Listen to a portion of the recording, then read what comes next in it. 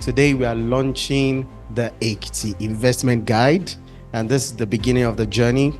And Innovate UK is doing this in partnership with the Ministry of Innovation, Science and Digital Economy, Ekiti State, Nigeria. I'm glad to be here, standing here in Ekiti State. Innovate UK is the UK's national agency on innovation. Our aim is to inspire, to get businesses, innovators involved, and to allow us, alongside our partners, agencies, and internationally, to invest in new opportunities. We have two objectives. Number one, how do we drive economic development through business-led innovation? Let me also say that we are very grateful. Coming into Nigeria and paying attention to Ekiti State, there's a lot. And I am sure that in a couple of years, you will look back and be grateful that you did not miss your way and you actually paid attention to Ekiti State. What is available in Ekiti State already? Where are the opportunities to get people interested and excited about what's going on in Ekiti? And what are the opportunities for growth within the space of investment?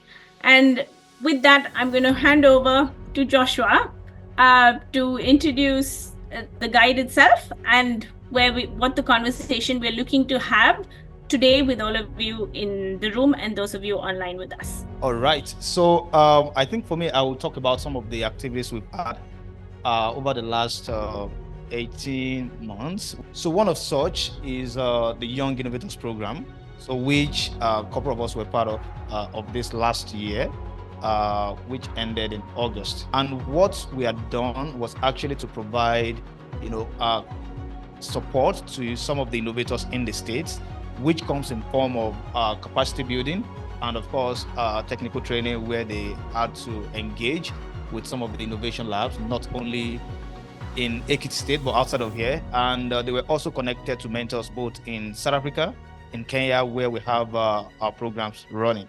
Innovate UK gave us the first opportunity to connect ourselves together. So what is the plan for compliance, regulatory compliance, and also policy adaptation? Because when I talk to companies, a lot of people have brilliant ideas. That's fine. But most people do not have an idea of, because it's one of the reasons why a lot of startups fail in Nigeria and in other countries. Does this investment guide have that same plan to make sure that the cobweb around compliance is also cleaned, so that startup founders know that they have a responsibility to comply to this regulatory landscape? The most important role of government is bringing people together to create a pathway of what should happen. The second thing is clarity around operation and what works in government. A good example is the fintech ecosystem.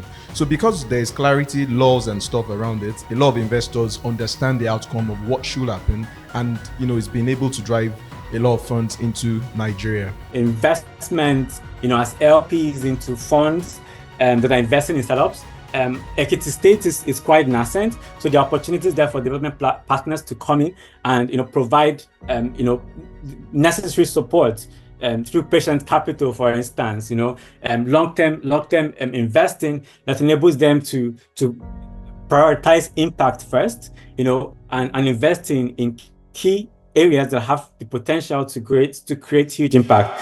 With the launch of the guide today, we are really committed and really encouraged to showcase the capabilities and opportunities for Ekiti State businesses. So I'm really excited about this today, and envision that with further collaboration with the state governments and the local stakeholders, we'll really continue to put Ekiti on the map of innovation ecosystem in Nigeria. The investment guide allows critical stakeholders to look at areas of involvement, be it investment, be it partnerships or collaboration, in the Ekiti innovation ecosystem. The implication, therefore, is that you have more inflows, either local-based investment or foreign-based investment, into the ecosystem in Ekiti State. One of the major areas we can focus on in Ekiti State is around skills. The country at the moment looking at the opportunity to export talent, and it being the center for the knowledge zone and also fountain of knowledge, it just gives us an opportunity to look into it and see how from university how we can rebrush people, then taking learnings from the markets that we want to export them into.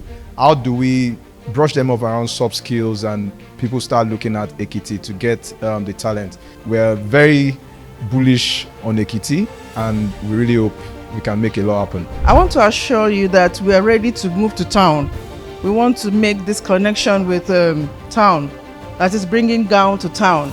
And we're ready to bring up all our researches so that they could be brought into limelight. There are lots of findings we make in the universities that are not known.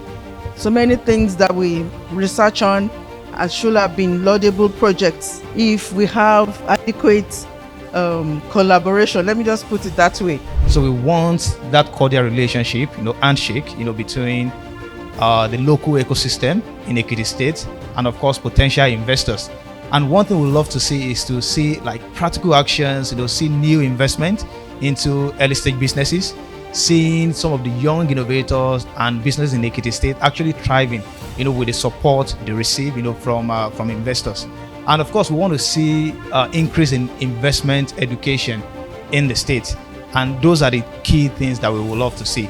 Outside of that, we want to make sure everyone can work together, from the universities, to the innovators, to the investors, and every critical partners, in the ecosystem. So that's one thing we'd love to see in the market. Our support to Ekiti State has helped them facilitate a large loan from AFDB, the African Development Bank, of $80 million to catalyse growth of an economic and knowledge zone in Ekiti State. We want to continue on this trajectory and find ways to help them leverage additional capital into innovative technology, economic growth and knowledge transfer.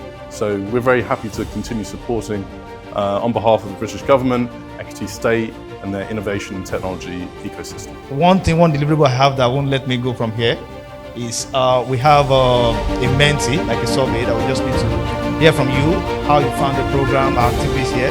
Pretty short, just one page. It will come on the screen, you can scan. If you can't scan, you can just type in the website. Yeah, you have it here. Thank you, John, for joining us from the UK. Niju, thank you. I hope you're enjoying your time in Nigeria this time. All right, and Joba, thank you so much for coming from Lagos. And Honorable Commissioner, thank you so much.